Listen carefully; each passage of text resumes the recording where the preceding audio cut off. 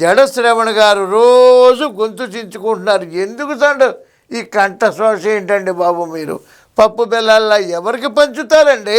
పరిశ్రమలు రావాలంటే ఏదైనా రాయితీలు ఇవ్వాలి కదా.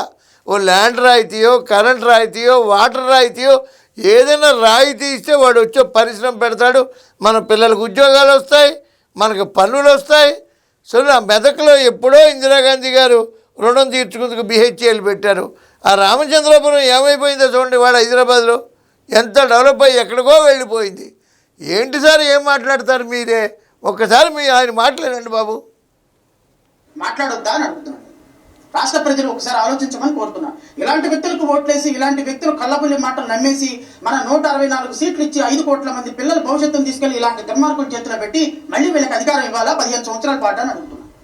15 సంవత్సరాల పాటు ఇలా దోచుకుంటున్నందుకు అధికారం ఇవ్వాలా?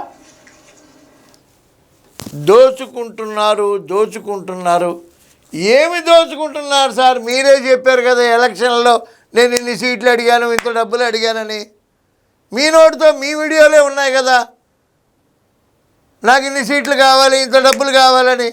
దోచుకుంటున్నారా చంద్రబాబు నాయుడు గారు? రండి హైదరాబాద్ డెవలప్మెంట్ చూడండి. ఏ రోజు హైదరాబాద్ ఎక్కడుందండి? కోకాపేట దగ్గరికి పోయి 100 కోట్లకు పోయి కోకాపేట, నార్సింగు, అన్నీ మంచిరేవుల ఎలా ఎక్కడికో వెళ్ళిపోయింది హైదరాబాదు. ఏదైనా డెవలప్ చేసి వాళ్ళకి మీలాంటి వాళ్ళు ఆటంకం ఏంటంటే? న్యాయశాస్త్రం చదువుకున్నారు కదా సార్, కాస్త న్యాయంగా ఉండండి బాబు, న్యాయంగా ఉండండి.